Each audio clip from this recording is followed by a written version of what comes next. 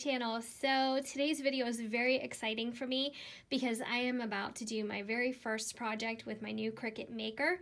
So I thought, what better time to film something and then bring you guys along with my trial and error on this first project. So what I'm going to be doing is monogramming this super cute bag that I got at the Target dollar spot right before Valentine's Day. As you can see, that I still have the price tag on it. It was $5, and I was so drawn to it because I thought the rose gold was so pretty. And up here on the upper half of the bag, you can tell that you have plenty of space to add some kind of iron-on or transfer or whatever you like, or just keep it plain. But I thought this is a great opportunity for me to try a monogram. I have here a roll of iron-on transfer, and it is a perfect match for the glitter at the bottom. So I'm really excited because I like the fact that it's going to be a dual texture, so I'm gonna have the really shiny iron-on and the nice textured glitter down here, and they complement each other perfectly. I'm going to just do my initials, and I think I'm going to print them twice so I can monogram both sides of the bag. So if I was being really fancy, I could add some kind of graphic to it or some kind of picture, but I wanted to keep this nice and simple, and I thought this would be really pretty to use all spring and summer, just for something extra, throw your stuff in for work or whatever. So here, tools I may use is this little scraper and a Cricut weeder, and then I have my mat here. So I just have that ready to go. And over here, I'm just going to take you through really quickly the simplicity of this project. It was so easy. I just went in the design program for Cricut. I set up my Cricut, I did everything, I followed the instructions, so it's all ready to go, and I have my iPad hooked up to it, and this actually also serves as a charging dock, so you won't lose power or anything like that if you're taking a while with your projects and things. So here, as you can tell, I just picked out this really nice simplified font. Let me see if I can tell you really quickly what it's called. So I'm just gonna get on here.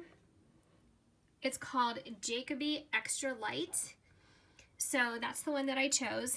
And what I did was actually just make these to size. So I did about 3 inches for the E and the B, and then in the center I made the D a little bit larger.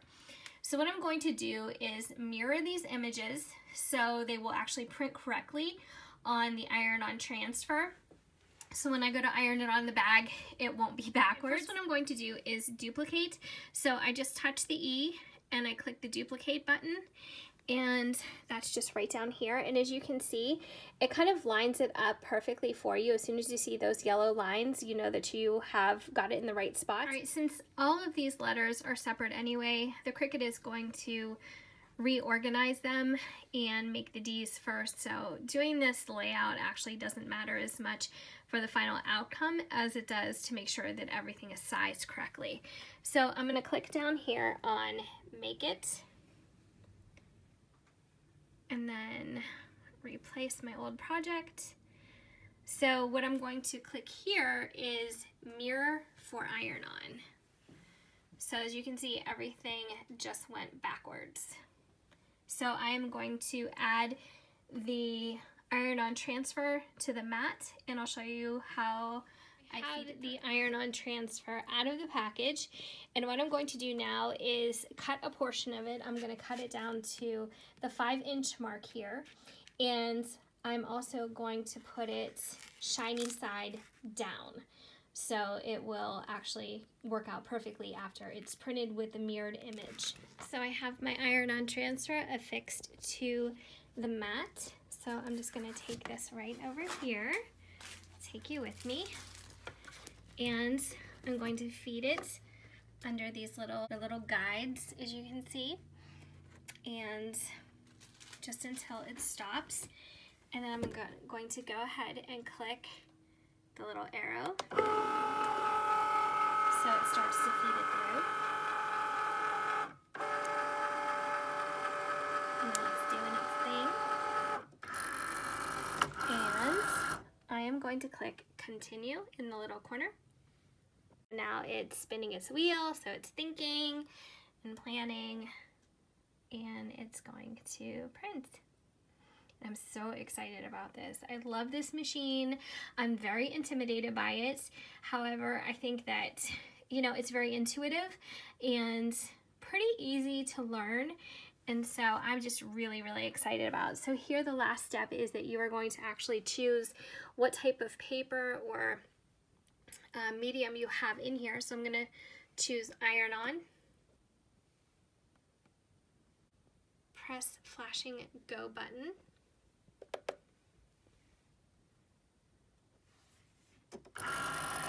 And here we go. It's gonna start doing its thing. As you can see, again, it kind of reorganized the letters, not how I'm going to actually monogram them or iron them on, but just reorganize them to how they're going to be cut. And that's fine because I'm going to put them on piece by piece anyway. So it's about a quarter of the way done. But again, I'm really intimidated by this machine, but I'm just thinking the best way to get used to it is to just try it, trial and error, use it, come up with little things, you know, that are maybe your less expensive projects to work on, and see how it goes. This is really exciting. I like to watch it work. It's so precise. It's just amazing. My regret is that I didn't get one of these a long time ago. But I am glad that I chose the one I did because I feel like this is such a versatile machine and you can do so much with it that it's really great to know that whatever tools and things they come out with in the future are going to work with the Cricut Maker. You're going to click on the arrow and it's going to feed it out of the machine. So we're ready to take our letters out of the transfer. Alright, so I used an X-Acto knife to get a hold of the corner of this. So you're going to peel this all off and you're going to leave the actual designed letters on there. However,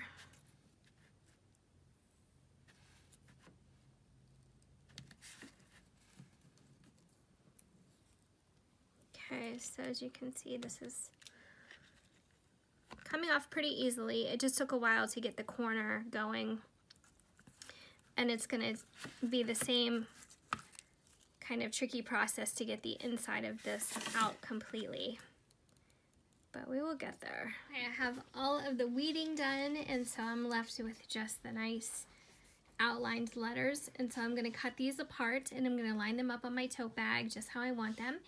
And then I'm going to show you how I iron them on. I have all my letters cut out, and if you were doing this in a different method, like you could probably put all your letters together and just cut them out as one big graphic.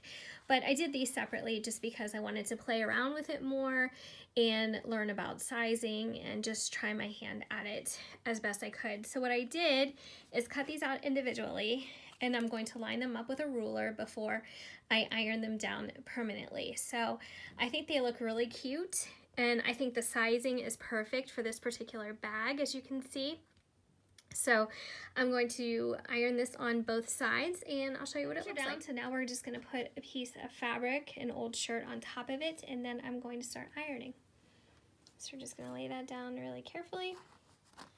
And I might have to leave this on a little bit longer, but I'll leave it on long enough, hopefully, to transfer it completely. And you don't want to use any type of steam. You just want to make sure that you get everything nice and hot. Now, the one thing that I didn't show was that you need to heat up your bag first, or whatever your ironing surface is. And I didn't show you guys that, but definitely do that. Get your material heated up and then start to iron on.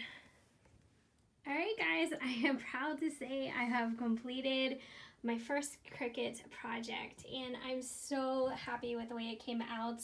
I love the monogram effect. I love the metallic look of the letters. I think it matches the glitter perfectly, and I am so happy with this. So I went ahead and did both sides of the bag, and just a little side note, I will pass along to you guys if you're thinking about doing, well, if you guys haven't done this before and you're thinking about doing some iron-on transfers onto canvas, it takes a lot more time than instructions indicate, especially, well, in my case it did.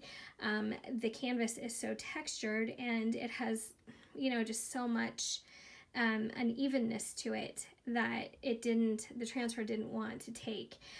So I had to keep going over it and over it, and finally it all stuck, and I think it looks amazing. So I'm really happy with the font that I chose. You could definitely do something a lot more fancy, something with more scroll to it, but I really, really like the simplicity of this, and I'm really excited to carry this. So I feel like I turned a $5 Target dollar spot tote bag into something much more personalized and meaningful, and I think a little bit more high-end. So thank you so much for watching. I really appreciate it. Thank you for going through this process with me, since it was my first project, and I'm really excited to upload some future projects as well. And I will be bringing you guys another Erin in the craft room pretty soon, show you guys some new things that I got, and show you my new venture into sewing. So I hope everybody's doing well, and I'll see you guys in the next one. Take care.